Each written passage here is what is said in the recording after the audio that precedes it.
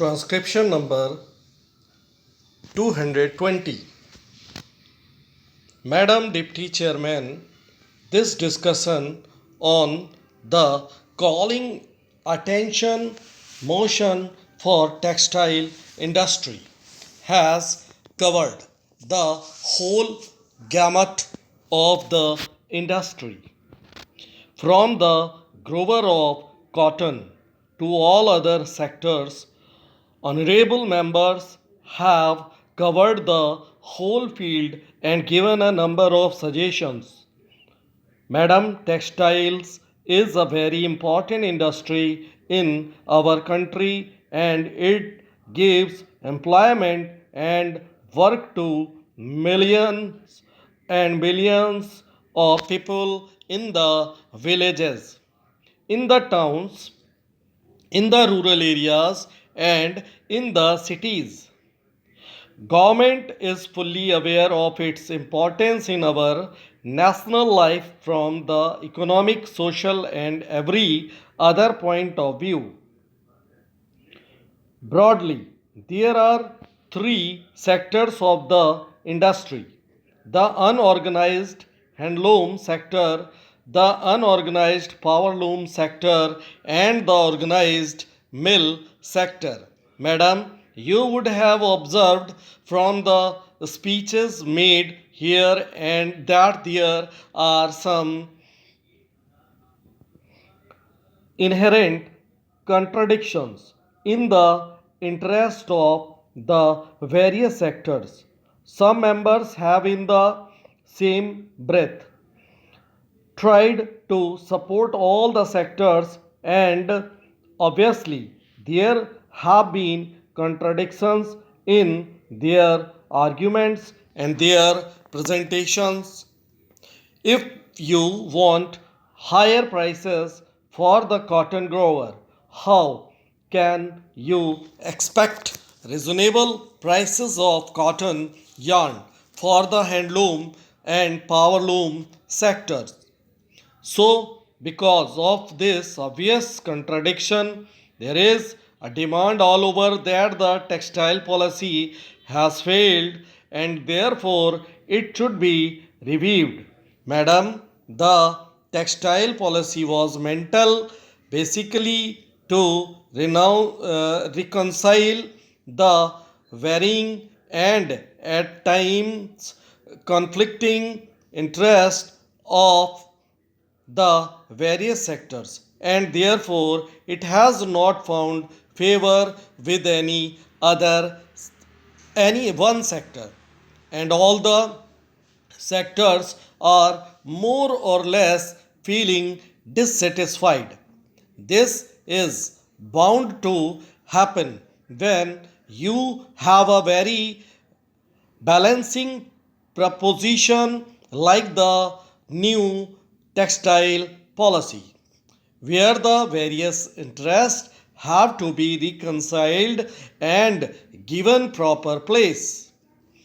The textile policy can be judged from three or four points of view, and it has proved successful from those angles. There has been an increase in overall cloth production.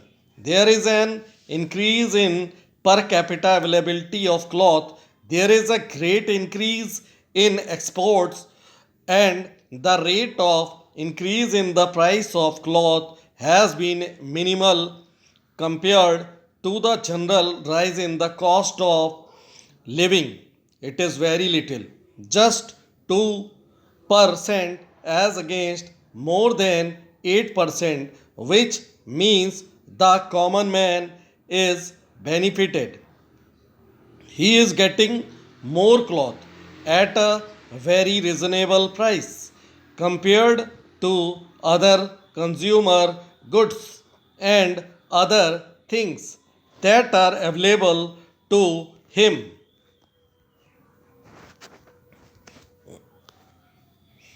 So, while the difficulties that have been mentioned are real, I would like to say that the policy has by and large succeeded in its aim and has proved quite satisfactory. Therefore, to review in a manner that would satisfy everybody is just not possible. But as we go along, we are trying to modulate this policy and implement this policy in a way in which we can give as much satisfaction to a sector which needs attention at a particular time. So there is no question of this policy having been framed an account of pressures from the mill sector or the capitalist in the mill sector. As has been said, because they have suffered the most, there has been increase in the production in the handloom sector, increase in the production in the powerloom sector. But there is a fall in the production in the mill sector. As has been said, mills have been closed in Ahmedabad and Mumbai. If it were weighted in favor of the capitalist in the mill sector, as it has been said, why have they suffered the most? So we have tried to do very balancing exercise in this way, and we will see that we try to protect everybody to the extent possible. But why is it that all the sectors are suffering? Madam, there is some basic difficulty in the whole situation which we have tried to go into. There has been excess capacity on the weaving side, and there has been fall in purchasing power because of the successive droughts and floods. These are two important reasons as of now why all the sectors are suffering. It has been said that the yarn prices have risen or the cotton prices have risen. It has not contributed so much as it has been made out. Now, I will just come to some figures regarding the price of cotton. Cotton prices have risen pretty high, but if you take the price rise so far as yarn is concerned, it has not been as bad from June 2005 to September 2007. Raw cotton prices rose by 62%. Cotton yarn prices during the same period increased by only 33%. We have been varying our policies as we went along. First, we decided to export cotton because last year there was giltage cotton and we had to procure a larger amount of cotton from the producer at the minimum support price. So we thought that a little export would help the producer and we allowed the export.